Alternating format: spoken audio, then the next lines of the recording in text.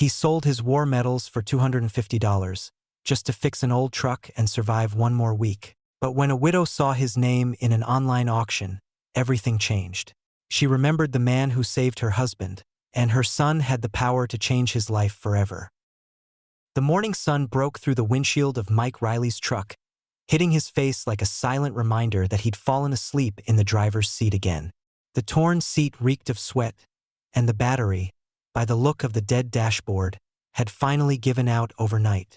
Mike, 53, rubbed his eyes and sat up, his back stiff from another night parked at the edge of a truck stop lot in Sedalia, Missouri. His old Chevy Silverado leaned slightly to one side, rear axle damage he couldn't afford to fix. On the passenger seat lay a folded tarp, a half-empty thermos, and an envelope marked with the unpaid bill from Krantz Diesel Repair. More than $900. He sighed and reached behind the seat, pulling out a battered tin box.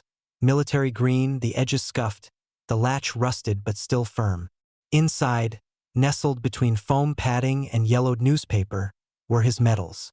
Bronze Star, a Distinguished Service Cross, a unit patch from a deployment in Al-Anbar. Things he hadn't looked at in years, but couldn't bring himself to throw away. Until now. He took a picture with his flip phone, grainy and dim, and uploaded it to a classified site at the local library. The post read, "Selling military medals. Gulf War era. $300 or best offer. No trades." He left his number and closed the page before he could talk himself out of it. 2 days passed. Then a call. "Hi," the voice said, soft and polite. "My name's Eugene. I collect military history. I saw your post." They met in the parking lot of the local VFW. Mike didn't want strangers seeing inside his truck. Eugene arrived in a Navy sedan, wore a cardigan in the summer heat, and handled the medals like glass. He examined each one silently, with something closer to reverence than appraisal. Mike expected haggling, but instead, Eugene opened his worn wallet and pulled out a folded stack of 20s. "I only have $250 on me. I know it's less than you asked, but it's real. No games." Mike hesitated, felt wrong, like selling a part of himself. But the truck wouldn't fix itself. And if he missed one more delivery, the produce company would drop him. So he nodded. "Deal." Eugene handed him the cash and carefully wrapped the medals back in their paper. Now his. Mike didn't watch him leave. Later that night, he sat in the front seat again, staring at the empty glove box where the tin box had once rested. He told himself it was just metal. Symbols. Nothing had changed. But something had. 2 states away, in a quiet neighborhood outside Chicago, Rachel Banks was leafing through a photo album when a notification buzzed on her phone. She usually ignored the forum posts. Her account on the Veteran Spouses Network had been dormant for months. But the subject line caught her. Gulf War Medals. Rare Convoy insignia from Anbar. Rachel opened the thread, clicking through the attached images. The first thing she saw was the Bronze Star. The second was the name engraved along the edge. Michael J. Riley. Her breath caught. Her fingers hovered over the screen. Adam had told her about him once. Mike from the Convoy. The sergeant who got them through the supply route outside Fallujah. The one who took shrapnel shielding the others. Adam never spoke about the war in full sentences, only fragments. But he said Mike's name with something like quiet awe. Rachel zoomed in on the photo, her throat tight. She reread the post, then sent a message before she could second-guess herself. Eugene checked his inbox 3 hours later. Her message was short. "Hello. I think I know the man these belong to. He saved my husband's life. Can we talk?" He responded that evening. They spoke over the phone, Eugene describing the man he'd met in Missouri. Quiet, weary, proud. Said he'd been driving independent loads. Didn't say much else. But I could tell it wasn't easy for him. Rachel pressed him for more. "Do you still have his number?" He paused. "I do. But I don't share that information lightly." "I understand," she said gently. "But if I don't reach him, these medals might be all that's left." There was silence on the line. Then Eugene said, "Give me a few hours. I'll ask him if he's open to contact." That night, Mike parked behind a shuttered grain warehouse just off Route 50. He counted the cash one more time, then looked over his mileage log. One more job, maybe two, before he could pay Krantz the deposit. Maybe get the truck stable enough to cross into Kansas next week. Then his phone buzzed. Eugene calling. He stared at it for a few rings before answering. "I hope this isn't over the medals," Mike said flatly. "It's not about money. Someone saw them, a woman. Said she knew your name. Her husband served with you. She wants to talk. She said you saved him. His name was Adam Banks." The line went quiet. Mike sat back, eyes closed. "Yeah," he finally said. "I remember Adam. Back in Chicago." Rachel opened her inbox again. There it was. Mike said yes. "He'll meet you." She closed her eyes and whispered, "Thank you." Somewhere on a dark Missouri road, Mike folded his phone shut and stared ahead into the night. He didn't know why she was reaching out. He didn't know what she wanted. But after a long time, someone was calling him by name, and not for a pickup. And that mattered. The diner was quiet that afternoon. Just a low hum of the refrigeration units and the occasional clink of silverware from the far end of the counter. Mike chose a corner booth, back to the wall, habit from years of watching exits. He wore a clean button-down, sleeves rolled once, and the same faded jeans that had seen 100 loading docks. His boots were scuffed, his eyes tired.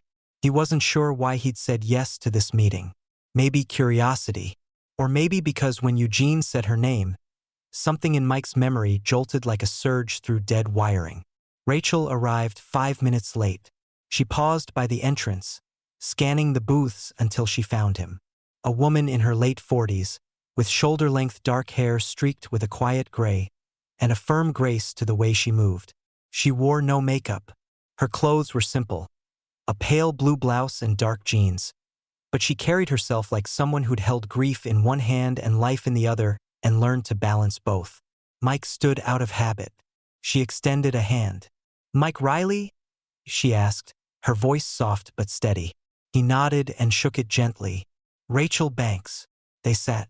Neither spoke for a moment. The waitress came and poured coffee, and Rachel thanked her, then reached into her purse. She laid a single photo on the table. The edges were soft, worn. A younger man in uniform stood in a sun-blasted desert, arm draped over the shoulders of another soldier. Mike recognized the second man as himself. Tired, squinting, arm in a sling.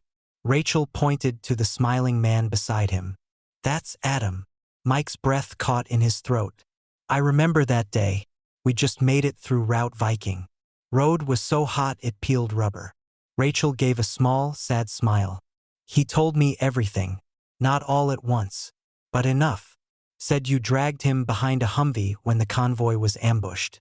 They gave him a medical discharge 6 months later." Mike's jaw worked.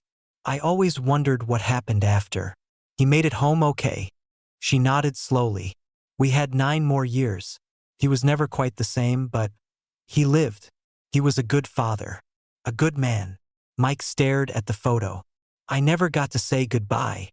"I think you already did," she said, "when you pulled him out of that kill zone." They sat in silence, coffee cooling in their cups. Then, Rachel reached into her bag again and pulled out the tin box. Mike froze. "I got them back from Eugene," she said. "The moment I saw your name, I bought them. I wasn't going to let those pieces of you end up on a shelf somewhere." Mike didn't take the box at first. He just looked at it, like it might vanish. "You didn't have to do that." "I know, but I wanted to." He reached forward, fingers grazing the lid. "These were the last things I had from that life. And now, I don't know," he said. "Feels like I don't fit anywhere. Not in a uniform. Not behind a wheel. Not in some cinderblock motel room wondering if I've got one more haul in me." Rachel tilted her head. "I think you still have more to give. You just need someone to believe it, too." They started meeting every week. Rachel would drive down from Chicago, sometimes bringing care packages, sometimes just conversation. They'd sit at that same booth, talking about nothing and everything, about Adam, about the war, about how hard it was to get out of bed when your purpose felt like it had been boxed and shelved. Mike listened more than he spoke. But slowly, something softened in him. The way Rachel looked at him. Not like he was broken, but like he still mattered. Chipped away at the walls he'd built over years of silence and roadside motels. One day, Rachel mentioned a veterans outreach group she volunteered with. They're starting a vocational program, she said, helping guys transition into logistics, warehouse management, even truck driving again. Mike chuckled dryly. Those programs don't want old dogs like me. She sipped her tea. Maybe they just need the right example. Back in Chicago, Daniel Banks stood in his father's old office, flipping through a box of letters. Rachel had mentioned Mike in passing, but Daniel had barely listened.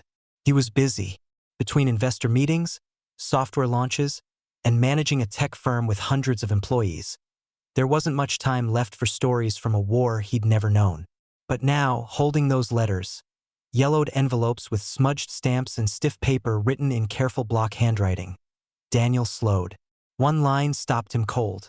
If I don't make it out of this, tell Mike Riley he saved more than my life. He reminded me who I was. Daniel read it 3 times. That night, he stood in the kitchen while his mother poured herself a glass of wine and leaned against the counter. How much do you trust him? He asked. She looked up. Mike. Daniel nodded. Rachel paused. With everything. He nodded slowly, then walked into the den and closed the door behind him. A moment later, he picked up his phone. The call was brief, to a friend in freight logistics, someone he trusted. Just a question, really. What would it take? Daniel asked. To get a man like Mike back on the road. Not just driving.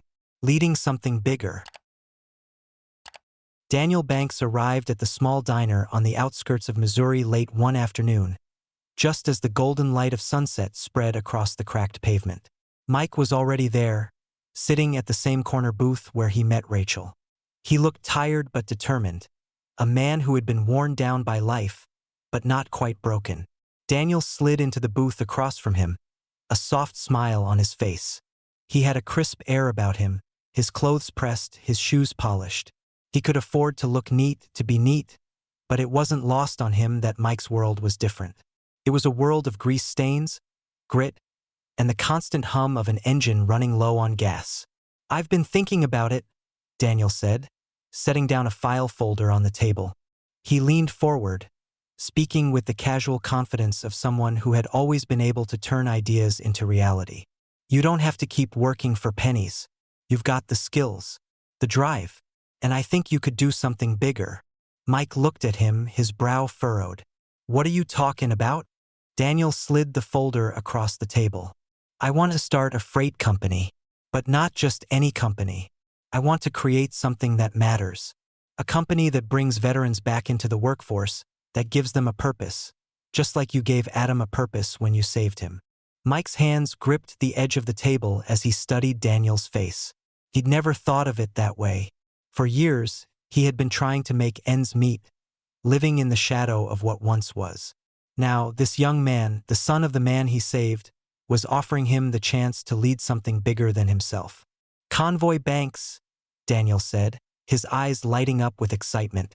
It would be a veteran-operated company, with you at the helm. You'd hire veterans, train them, and run the show, but we'll do it with values. Not just to make a buck, but to create something that can change lives. Mike leaned back, the weight of the idea settling over him like a heavy coat. He shook his head slowly. You sure you want me running this thing? I'm no businessman. I'm just a truck driver, Daniel. You're more than that, Daniel replied, his voice steady. You've led men through hell and back. You've made the hard decisions when others froze. That kind of leadership doesn't fade. Mike swallowed, looking down at the folder, then up at Rachel, who had been quietly watching. She gave him a nod of encouragement, her eyes soft yet firm. Mike, she said gently, you've led before. You saved lives. Now you have the chance to lead again, but this time you can save more than just a few. You can help other veterans just like you helped Adam. Mike felt his chest tighten. The road ahead wasn't clear. He wasn't sure if he could carry the weight of this responsibility. But deep down, there was something stirring in him, the part of him that used to believe in a cause, in something bigger than himself. "I'll do it," he said finally, his voice low but resolute. "I'll lead the convoy." The first few weeks were filled with planning, long nights in the small office Daniel rented, and stacks of paperwork. Mike and Daniel worked side by side, outlining the logistics, scouting for veteran recruits, and laying the groundwork for the fledgling company. Rachel helped where she could, reaching out to her network of veteran support groups, while Daniel pulled strings with investors and sponsors. But it didn't take long for trouble to find them. As the plans for Convoy Banks began to take shape, it quickly drew the attention of Daniel's board of executives at BanksTech. The corporate world didn't see the same vision Daniel did. They saw a vanity project, a risky, unprofitable venture that would tarnish the company's reputation if it failed. Vanessa Kerr, a senior vice president at BanksTech, was the most vocal in her opposition. From the beginning, she had dismissed the idea as a feel-good distraction, and now that the project was gaining traction, she took every opportunity to undermine it. She blocked the initial funding, delayed the signing of contracts, and even leaked internal doubts to the press, questioning the viability of a veteran-led freight company. The media buzzed with skepticism, and public support began to wane. Mike could feel the pressure mounting. The calls from sponsors dwindled, and the weight of failure seemed to hang over them. Daniel was relentless, but even he began to show cracks, his usual confidence replaced by frustration. "We're not giving up," Daniel said one evening, pacing after dinner in his apartment. "We're going to prove them wrong. We'll get the funding, we'll find the trucks, and we'll make this work." But it wasn't enough to just have the vision. They needed support, and fast. That was when Deshawn walked in. Deshawn was a former Marine, a single father who had been struggling to find steady work since leaving the service.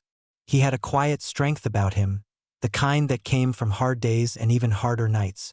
When Mike had recruited him, he'd been hesitant, unsure of his place in the world after the military. Now, Deshawn stood in the doorway of their makeshift office, his eyes steady. "You quitting?" he asked, his voice calm but with an edge of challenge. "Then who do we follow?" The question hung in the air. Mike looked at him, then at Daniel, who stood beside him, watching the exchange. "We're not quitting," Mike said, his voice firm. "We're not gonna let them bury this." Daniel nodded, his resolve hardening. "I'll personally fund it," he said. "I'll get the money. We're doing this, and if we fail on our terms." With Daniel's commitment to fund the venture personally, the Convoy project moved forward. It wasn't going to be easy. There were still hurdles to jump, people to convince, and resources to gather. But the dream of Convoy Banks was alive. And this time, they weren't just driving towards a destination. They were driving for something that mattered. As Mike looked around at the small, motley group of veterans they had gathered, he felt the weight of the responsibility once more. But it didn't scare him. It ignited something in him. Something he had forgotten was still there. It was time to lead again. The lot outside the new Convoy Bank's headquarters was already being prepared. The building was small, just an old maintenance warehouse they'd leased and cleaned up, but the 6 trucks parked beside it gleamed in the morning sun like fresh uniforms waiting for their first day of duty. Mike Riley stood near the first one, tightening a strap on the trailer. The truck bore a matte navy finish, with the company name painted in clean white letters, Convoy Banks, Veterans Moving Forward. It had taken every ounce of grit, faith, and stubbornness to get here. The startup fleet included a mix of refurbished rigs, each maintained with care by volunteers and veterans who hadn't worked in years. There were only 3 routes to start, one running produce out of Kansas, another delivering construction materials through Iowa, and a third hauling pharmaceuticals to small clinics in rural Illinois. But they were moving. Mike wasn't just overseeing operations. He insisted on driving the lead rig himself. "Best way to earn respect," he told Daniel. "Get behind the wheel." His route began that afternoon, but this morning was different. It was the launch. The lot filled slowly, veterans in old uniforms, families holding small flags, a local high school band playing a few feet away under a patched tent. Someone from the city council brought folding chairs. A barbecue smoker hissed gently in the distance. A local bakery donated cookies. Mike didn't know most of the people, but they seemed to know him. Rachel stood by the podium in a pale green dress and denim jacket, holding a small stack of notes. Her hands didn't shake. She looked proud. Daniel stood behind her in a black button-down and rolled sleeves, dusted with grit from helping unload folding tables an hour earlier. When the band quieted, Rachel stepped forward and cleared her throat. "This convoy is more than a company," she began. "It's a second chance. For those who served.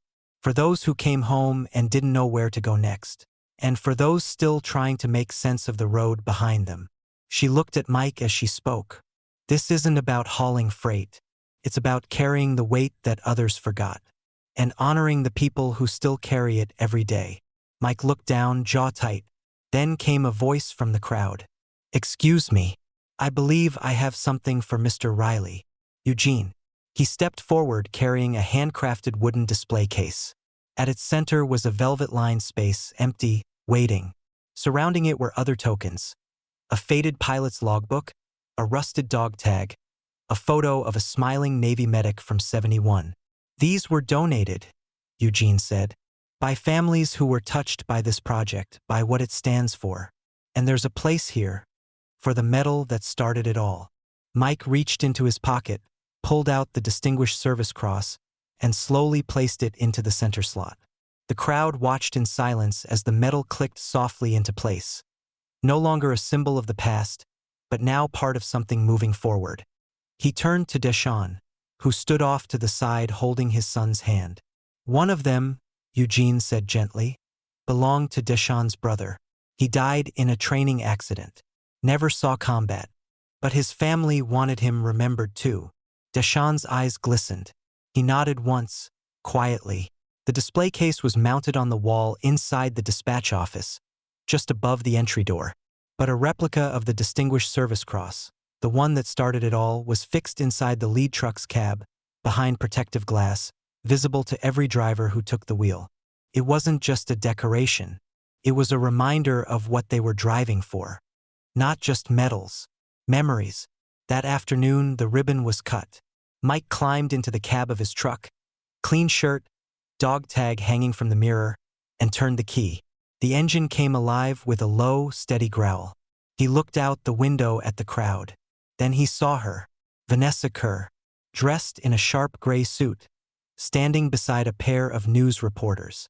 The press pass around her neck gleamed. Kerr looked unimpressed, as if waiting for the project to collapse under its own weight. She was banking on failure, hoping for it. Mike didn't blink. He reached for the CB mic and clicked it on. "Convoy banks, first load rolling," he said. "Let's make it count." One by one, the trucks pulled forward, the low rumble of diesel engines blending with cheers. Small-town mayors waved from the curb. Veterans saluted. Some cried. A local reporter from Channel 9 leaned into the mic. "This isn't just a startup," she said. "This is a movement." Vanessa didn't speak, but her jaw was tight as she watched the crowd grow, watched the support he hadn't predicted, and the trucks kept rolling. Miles down the road, Mike drove in silence. The landscape passed in soft flashes. Farmhouses, wheat fields, old motels clinging to forgotten highways. But there was something new in the way he gripped the wheel. Not tight with stress or tension, but firm with purpose. He wasn't just moving freight. He was carrying names, carrying brothers who didn't make it. The hope for men like Deshawn who'd given up on ever being part of something again. Adam too. At a rest stop later that day, Mike stepped down from the cab and looked at the side of the truck. The words Convoy Banks were framed against the sky, clean and bold. He looked at the case mounted beside the door. His medals, Adam's photo, Deshawn's brother's ribbon. Others he hadn't even known, now part of the journey. Rachel pulled up beside him and stepped out. "Thought you could use a sandwich," she said, handing him a brown paper bag. He chuckled, taking it. "You didn't have to come all this way." "I know," she said, smiling. "But I wanted to."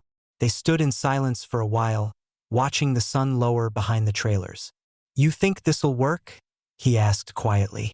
Rachel looked at the trucks, the men fueling up, the kids playing in the grass nearby. "I think it already is." Mike nodded, and as he climbed back into the truck, the sky turning gold and the convoy getting ready to move again, he realized something. He wasn't lost anymore. He had a road ahead, and this time it led somewhere worth going. This story reminds us that sometimes the smallest acts of dignity spark movements larger than anyone imagined. What would you do if someone handed you a second chance? Not just for yourself, but for others. Let us know in the comments. And if this story moved you, give it a like, share, and subscribe to embrace the journey for more. See you in the next video.